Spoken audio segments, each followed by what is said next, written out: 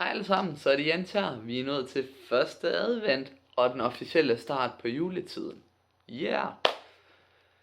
Det som jeg laver her, det er en lille adventskalender til dig, som sidder og følger med, hvor jeg vil give nogle gode råd inden for nogle specifikke emner. Jeg vil ikke afsløre, hvad der kommer løbende. Det må I følge med for at se. Jeg vil gerne afsløre, hvad jeg snakker om i dag, for det kommer jeg til lige om lidt. Og det jeg kommer til at snakke om i dag, det er Facebook-opslag. Simpelt nok.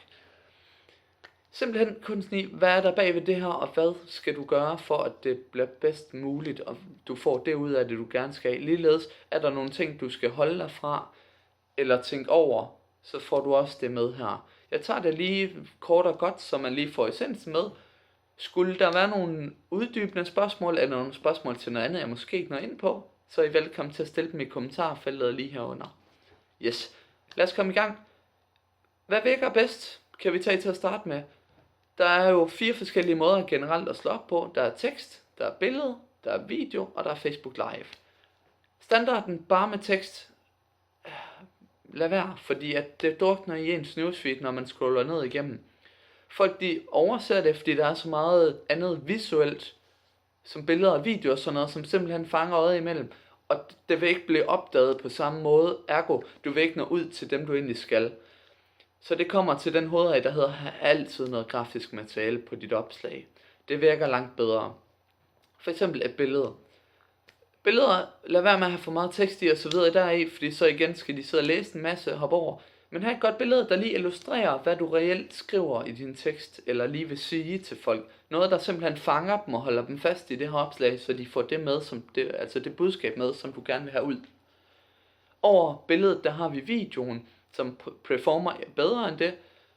Og det er simpelthen, at der er noget mere visuelt i den her. Lad være med at proppe den op med tekst igen og sådan noget. Folk vil ikke se det. Lad være med at have den for lang. Det er noget, jeg tager lige om lidt. Fordi så får folk set det her, og de får simpelthen læst det. Det fungerer bedre end det. Og over det, der har vi Facebook Live'en, som Facebook simpelthen aser og maser frem lige nu for at få den nye feature, ny ved jeg jo ikke, om man kan kalde den mere, men det er stadig i Facebook-øjne nyt, hvor de simpelthen prøver at hjælpe den frem så godt som muligt og få folk til at bruge det her værktøj. Så uden at mens der er der, at det bliver hjulpet ekstra meget frem, og det performer langt bedre end de andre ting, så få lavet nogle live-videoer en gang imellem her. Det er en rigtig god måde at få en god reach på. Yes. Hvad skal du så, som sagt, lige tænke over ved det? Ja, ved videoer, tænk over længden, lad være med at have dem for lang tid. Bedst muligt, det er omkring en halv minut, for det ser folk tit færdigt. Det kan dog ikke laves for alle videoer, for eksempel den video, jeg sidder og laver lige her, hvor jeg sidder og giver lidt gode råd til nogle ting. Det vil jeg ikke kunne flette ind på et enkelt minut. Det er fint nok, men lad være med at gå over et kvarter tid. Lad være med at have en eller anden sindssyg tid på en halv time, en time eller et eller andet. Folk får simpelthen ikke set det, når de scroller ned. Når de sidder i deres newsfeed, kører igennem for at se, hvad sker der her i hverdagen. De kommer ned til et opslag. Hvis der er en rigtig lang video, så får de ikke set den, når de hopper videre, fordi de sidder lige nu, måske mens de venter på at komme videre til noget andet. De har ikke tiden til at sidde og se det så. Eller så har de ikke lysten til det, fordi man taber dem, hvis den er for lang. Så lad være med at have for lang tid på. Gerne så kort som muligt, så kort og skarpt. Ligeledes teksten, nu når vi er inde på kort og skarpt, det skal den også være. Lad helst være med at nå den der grænse, der hedder, at jeg skal klikke se mere for at komme ind og læse det hele. Simpelthen de fleste, de vil scrolle forbi det. Og der er dem, som klikker ind, det kan være, at de får den der kæmpe tekstblok. Det vil også afskrække nogen. Så derfor hold det kort og skarpt, så man kan få hele essensen med, og så via det visuelle få øjenkontakten og få fanget folkene. Sammenlagt, der fungerer det langt bedre. Yes. Hvad er så det vigtige ved det her? Jo, du skal så for at skabe noget interaktion i dine opslag. Det er det, som får Facebook til at hjælpe dig frem. Det, som gør, at du ikke bliver bremset i det. Her er det, at du skal stille nogle spørgsmål til dine brugere. Det er et godt råd. Eller ligeledes opfordre dem til at kommentere, eller til at dele det her, eller lignende.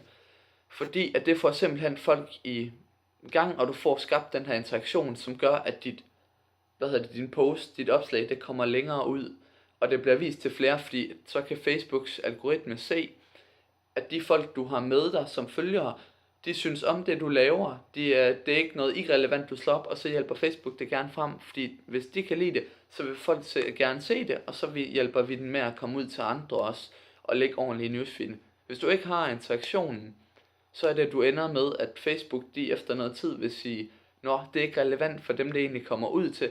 Vi bremser det, smider det længere ned i newsfeeden og sådan noget, så det ikke dukker op så meget ved folk, fordi det har ikke relevans for dem.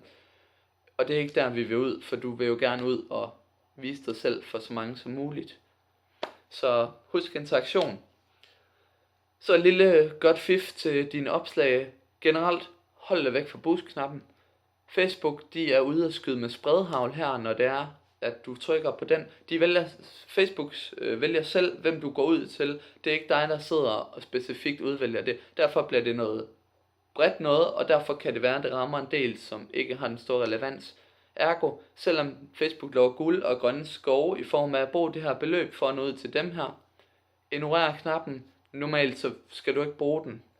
Hvis du vil bruge penge på Facebook, så kør igennem annonceværktøjet. Det er en langt bedre måde at gøre det på, og du får meget mere for pengene, fordi du specifikt kan gå ud og ramme præcis dem, du vil. Det skal selvfølgelig gøres ordentligt, og der er noget teknisk i, men som jeg ikke vil gå ind på, men det handler simpelthen om det rette indhold, den rette målgruppe. Så når man ud til langt flere for samme budget. Så det er et rigtig godt værktøj. Yes. Skulle du have nogle spørgsmål til noget af det, jeg har stillet igen, så skal du være velkommen til at stille dem nedenunder. Har du spørgsmål til noget andet inden for Facebook-opslag, eller måske noget helt andet, det må du også velkommen til at stille. Så vil jeg prøve at svare dem så godt som muligt, ellers vil en af mine kollegaer, som også sidder og leger med vores sociale medier her. Så feel free. Og følg med så i næste uge, hvor jeg ligeledes vil komme med en ny video med noget helt nyt i. Surprise, surprise. Hvad kommer det til at være? Følg med og se. Og ellers så må du have en rigtig god advent, hvis det her du ser den. Ellers så en rigtig god dag i hvert fald. Vi ses rundt omkring. See ya.